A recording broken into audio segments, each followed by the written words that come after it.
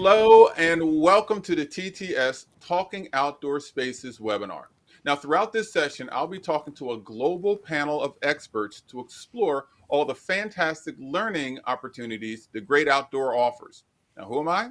My name is Steve Bollar, also known as Stand Tall Steve, and I'm an educational thought leader, former superintendent of schools, principal, and author. I am so delighted to be the host of today's TTS Talking webinar, Exploring Outdoor Spaces. Now, joining me today, as I said, we have some experts who will be bringing their experience, insights, and understandings to the surface to bring you practical guidance, tips, and solutions to inspire your approach to take learning outdoors.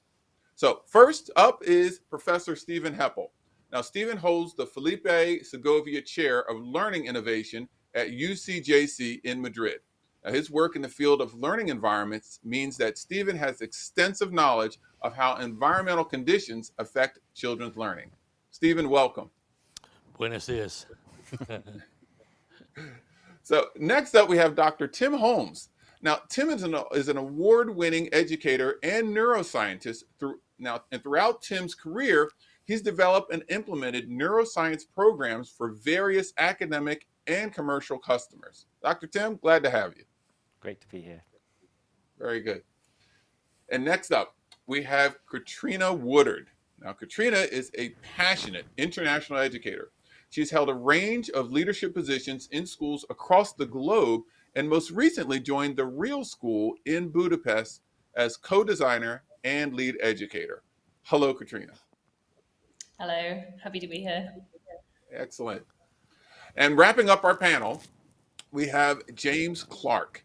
Now, James is the design director at Space Oasis, responsible for their value engineered capsule collection, Learniture, which is with over 30 years of experience in furniture industry. James has extensive knowledge and experience in the furnishing of practical learning spaces. James, how are you today? It's good to be here, Steve. Excellent. Well, hey, let's get into this, gang, all right? It's really great to have all of you on the panel. I'm excited to hear your thoughts and all of your perspectives. Now, I wanted to first start by discussing the importance of taking children's learning outdoors to begin with and all the benefits of doing that. So let's go to Steve. Steve, you're going to kick this one off for us. How can outdoor learning opportunities improve social, emotional, and physical well-being? Yeah, golly gosh, Steve, it's a big topic, but everybody watching this will remember probably as a kid, having that magical moment when they got taken out of doors on a hot summer's day and, and wow, we're outside and it was a special moment. There's a whole heap of reasons why that felt so good. Some of it is about the quality of the air. You put 30 kids in a box and shut the door, and their CO2 goes up, and they're gassing themselves with their own emissions, and the temperature is probably wrong. Certainly I'm sitting in a room here with carpet tiles all around, solvent for the carpet tiles, volatile organic compounds are wafting up into the room. I can smell it here, and there's none of that's good for your brain. And plus the humidity and the light levels are wrong, and the sound kind of bounces around in the room, and all that's conspiring to stop you, Steve, being, your best possible self. So when we take that out of doors, things are better. And it's not just a summer's day, famously the people doing outdoor learning always say, no such thing as bad weather, only bad clothing. Now, where you are, you've got an ice storm sweeping through tonight. So there are moments when you want to keep indoors. But by and large, kids are pretty resilient in terms of weather, and they get out there and they get learning. And that's a big part of it. You can fix some of those things in the room. If the CO2's too high, loads of people watching will be on BYOP, bring your own plant. You bring one plant in per kid. Good old Mother Nature does the job of photosynthesis, slurping up the CO2, pumping back the oxygen. And NASA, giving us a list of plants because they're off to Mars and they're taking a load of plants with them because how else they're going to breathe up there. So we know how to do this well, but when we get out of doors, the numbers just go through the roof. Let me jump over to Dr. Tim. What are the environmental effects on attention, learning, and memory? Yeah, well, I want to pick up on some points that Stephen's made, but first of all, I'm still trying to get that image of kids gassing themselves with their own emissions out of my head. So he's absolutely right about the quality of air and the quality of light. These both feed into optimizing performance of the brain. So attention is something that we need to apply whenever we're learning something new. The brain loves to do stuff on autopilot, right? It loves to just like get things into an automatic state.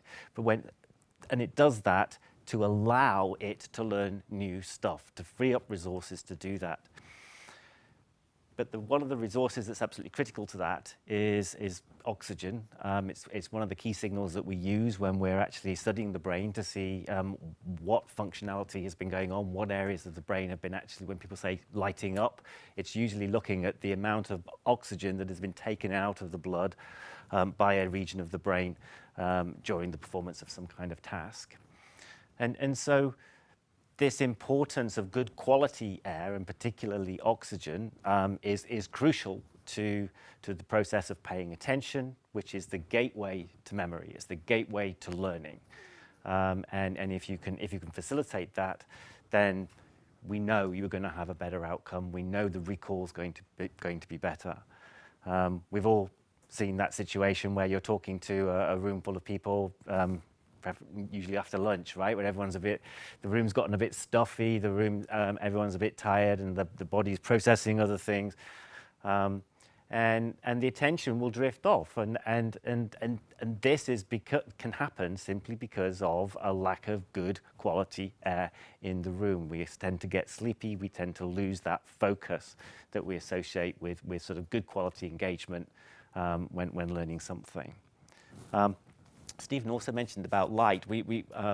There's a reason why these days we try to bring as much natural light into the classroom as possible, and the same with office spaces and a lot of retail spaces as well, because light actually feeds the process. We know that people will learn better. This has been shown repeatedly in studies that the brain will function better with natural light. Vitamin D is a crucial part of that.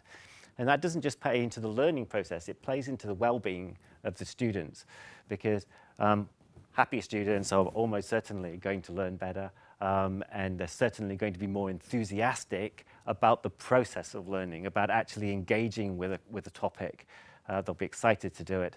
And I think this is why we all have these fond memories of going outside, because it almost brings the play element into learning, right? It feeds the way that we naturally learn.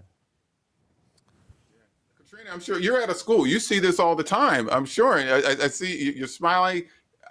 Tell me something. This is what you're seeing with the students that you have? Yeah, I was just listening actually to what Tim was saying there, and I was really relating to this from a classroom perspective. For example, asking a student to do nature-based poetry, for example, but some of those children have never actually had the experience that we expect them to write about. So it's so crucial for their learning and for their own experiential experience to take them outdoors and to have that idea where you can sit by the bank of a river, you can tangibly touch something, you can take in the smells, you can look at the direction of the water flow. And that experience in itself is going to start to be more clear on paper. It's going to be able to get them to really think about those words that they want to use to clarify that experience that they've had out there. And it's not quite often we use this just for younger children. I'm an early years practitioner by nature, and it's really interesting because to me, outdoor learning was so prevalent in my practice when I was working in the younger year groups, because we were always going outside, let's go and find something, let's go and touch something, let's do leaf rubbing, let's make nature crowns out of leaves. And actually those experiences that they have at an early age with an outdoor learning space or an outdoor experience, it gives them an opportunity to really want to take care of nature because it's so important in their daily practice in the classroom. But actually, what I found recently is that this doesn't stop at only the children in the early years. It can be brought into children in the secondary classes as well. So, for example, we were doing a novel study on Lord of the Flies, and so we took them out to the nearby forest, to the island, and we gave them a scenario. You're actually in the book, and let's recreate chapters 1 to 4. You're going to be with these people. What resources would you have here? And a big part of outdoor spaces, it gives you that opportunity to move around, make those big spaces, use drama, to really create a sense of understanding of the story, which I think is really important for all learners, but particularly learners that don't speak English as a first language, to be able to kind of try to understand the sense of the story from their own experiences as well. Yeah, so Catriona, I mean, that's we have a lovely, you'd adore this, a little early years thing in the town I live in. We have a beach school. I live on the coast, beachschool.org. And the little kids who are completely immersed in the flora and fauna of where they live. They're in the mud looking for the babies. They like to get in the mud, looking for the baby crabs there.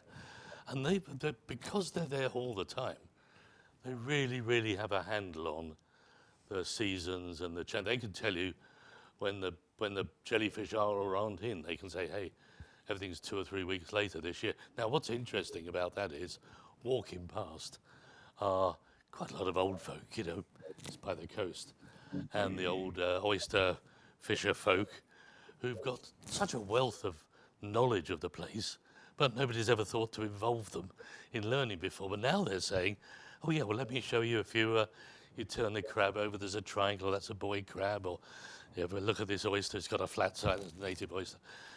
There's a wonderful reaffirmation of community knowledge that comes because the kids are out in the community.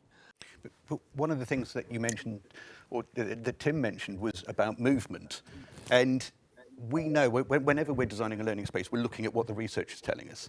And there's some fantastic empirical research that demonstrates the link between movement and cognition. So Dieter Breiteker's research, Chuck Hillman's research, where he sat people in front of a test after doing a 20-minute walk. Now, in classrooms, we're sort of trained to sit still and concentrate, whereas outdoors, as long as we're not simply recreating that classroom environment or trying to recreate a classroom environment outdoors, then in actual fact what we're doing is enabling that, or that element of movement becomes intrinsic and part of what we're doing, and as a consequence we know, add to the oxygen, add to the light, the movement, we're getting blood going around to the body, which is delivering that oxygen back to the brain. I mean, you know more than this than I do, Tim. But I think it's really interesting that what Stephen and Catriona have sort of been touching on also is the multisensory aspect of this outdoor experience, right? And we know that memories they're more like a network, right? The more input there is, the more linkage that there can be created to memories, the better and the richer those memories will be for the kids.